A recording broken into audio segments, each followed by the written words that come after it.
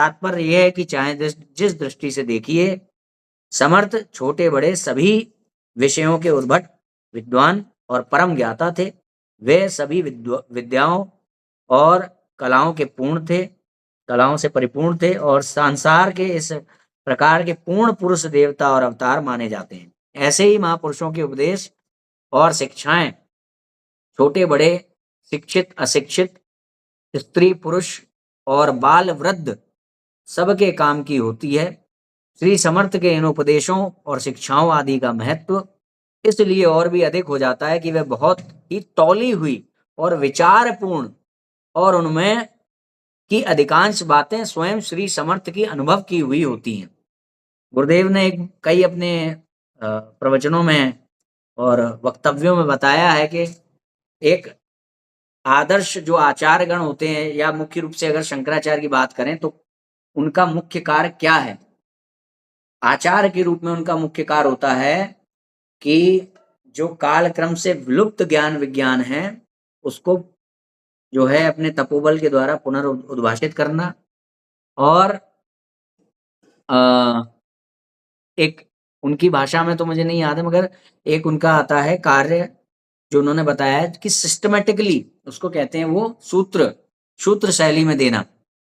तो कालक्रम से विलुप्त है उसको पुनर्उद्भाषित करना, और जो है उसको जो है सूत्र शैली में देना। एक कार्य और है जो मुझे अभी विस्मरण हो गया है, पर वो बहुत ही सूत्रात्मक है।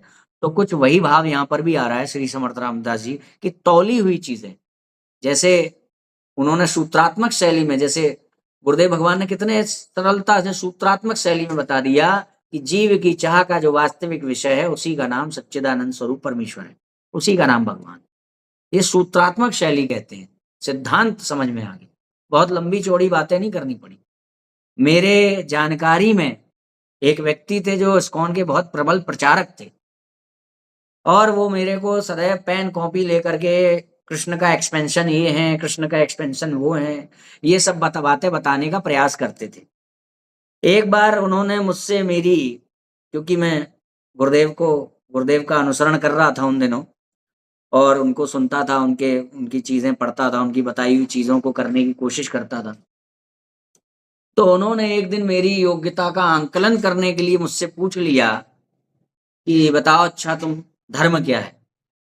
एक इस्कॉन वाले व्यक्ति ने एक शंकराचार्य के अभी अभी बने अल्पज्ञ शिष्य से, है ना, अभी तो मुझको तब भी काफी समय हो गया, मगर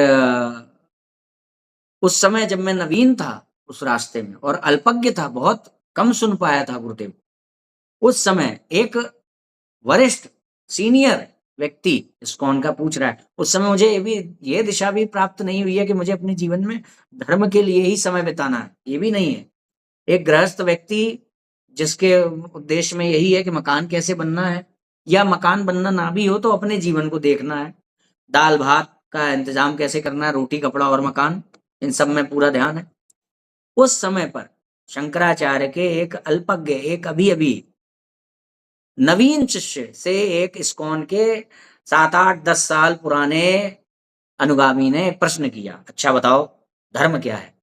तो उस नवीन शिष्य ने वहां पर उसको बता दिया सूत्रात्मक शैली में कि जीव की चाह के वास्तविक विषय को परिभाषित कर सकने वाले वेदादि शास्त्रों द्वारा जीव की चाह के वास्तविक विषय को प्राप्त कराने के निमित्त बताई गई मर्यादा का नाम धर्म है।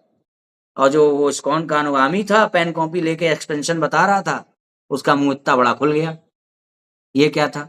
और फिर वो क्या बोलता है मालूम है, फिर वो बोलता है इतनी क्लिष्ट वाली नहीं चाहिए, सरल वाली परिभाषा चाहिए धर्म की। ठीक है, तो ये होती है सूत्रात्मक शैली की उपयोगिता। ऐसे सूत्रात्मक शैली में आप देखिएगा जिनके यहाँ पर बिखराव है, वहां पर ऐसे आपको सिद्धांत नहीं मिलेंगे। इतने जटिल विषयों में गए, नास्तिकता को कैसे हराया जाए, जीव की चाह के वास्तविक विषय का नाम ही ईश्वर, लो हार गई नास्तिकता।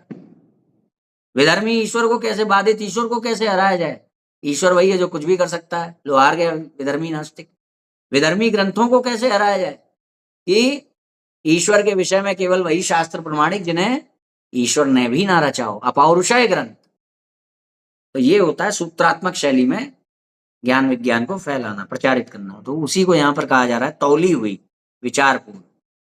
एक प्रश्न आता है भाई कि ये विशुद्ध करने की, ये सूत्रात्मक शैली में देने की आवश्यकता क्या है? लोग ये आरोप लगाते हैं, मुसलमान आरोप लगाता है कि भाई वेद में इतनी घुमा फिरा के बात क्यों कही गई है, उपनिषदों में इतनी घुमा फिरा करके बात क्यों कही गई है? ये सूत्रात्मक शैली में देने के लिए ही आचार्यगण समय समय पर आते हैं, उस समय के वातावरण के अनुसार सूत्रात्मक शैली में देते हैं। पर ये आवश्यकता क्यों? भगवान ने सीधे सूत्रात्मक शैली में क्यों नहीं दिया? भाई भगवान ने सूत्रात्मक शैली में ही दिया था। ब्रह्मा जी को तो केवल प्रणव मिला था, जिसको कहते हैं सूक्ष्म वेद, कहते हैं ना सूक्ष्म वेद क्या है? केवल प्रणव, उसमें मिला। लो इससे बड़ा सूत्र क्या है? केवल प्रणव। मगर जैसे जैसे हमारी प्रज्ञा शक्ति घटती है, विकृति आती है, हम प्रपंच रूपी संसार में फंसते चले जाते हैं, वैसे वैसे उन सूत्रों को जो उस समय की काल परिस्थिति के अनुसार दिए गए थे, उन सूत्रों को समझ पाना हमारे लिए कठिन हो जाता है। तब जब कठिनता होती है तो उस देश काल परिस्थिति के अनुसार दोबारा पुनः उसको सूत्रों में पिरोहित करके दिया जाता है। इसलिए जैसे अपने समय में तुलसीदास जी की भी आवश्यकता थी, उसी प्रकार आज रामानुजाचार्य की गद्दी पर बैठने वाले आचार्यों की आवश्यकता है, शंकराचार्य की गद्दी पर बैठने वाले शंकराचार्यों की आवश्यकता है। आज के समय अनुसार जो है सूत्रात्मक शैली में ज्ञान विज्ञान की फिर से आवश्यकता है, और आने वाले समय में जैसे जैसे और विकृति आएगी तब भी हमें आचार्यों की आवश्यकता रहेगी सूत्रात्मक शैली में देने के लिए। वरना तो फिर वेद ही पर्याप्त थे, किसी को सत्यार्थ प्रकाश लिखने की क्या आवश्यकता है? Go back to the Vedas. भाई वो लेके चलते हैं, हम वेद वेद go back to the Vedas, वेद को ही मानेंगे। सूत्रात्मक शैली में जो पुराण में दिया गया है, पुराण के बाद जो है जो और अन्य आचार्यों के ग्रंथों में दिया, उनको नहीं सुनेंगे। खुद जो है वेद को go back to the Vedas, go back to the Vedas, go back to the Vedas चिल्ला चिल्ला कर फिर कहाँ ले जाएंगे व्यक्ति को? सत्यार्थ प्रकाश, समुल्लास, फिर उसमें ले जाएंगे। तो कहने का मतलब तो ये है ना उनका भी कि भाई सूत्रात्मक शैली में हमने भी दिया है, मगर वही जब तुलसीदास जी दे देंगे तो वहां कहेंगे देखो देखो ये तो तुलसीदास जी का ग्रंथ पढ़ने कह रहे हैं, वेद पढ़ने की बात नहीं कह रहे हैं। और यदि उनके हिसाब से कुछ ये सब प्रश्न आते हैं कि जब सबको वेद ही पढ़ने हैं तो फिर सत्यार्थ प्रकाश क्यों लिखी जा रही, बताओ? जब सबको वेद ही पढ़ने हैं तो सत्यार्थ प्रकाश लिखी क्यों जा रही है? क्योंकि जाहिर सी बात है कि सबको वेद नहीं समझ में आएंगे, इसलिए सत्यार्थ प्रकाश भी है। और जब तक लोग किसी किसी की सीमा के बाहर वेद और अन्य गूढ़ ग्रंथ नहीं होंगे, तब तक सत्यार्थ प्रकाश जैसे स्वरचित ग्रंथों की क्या आवश्यकता है मार्केट में? तो उनका सत्यार्थ प्रकाश को लिखना ही इस बात का द्योतक है कि सबके लिए वेद उपनिषद सब कुछ नहीं है, सबका सम्य अधिकार नहीं है। इस बात का द्योतक है उनके द्वारा सत्यार्थ प्रकाश की रचना करना।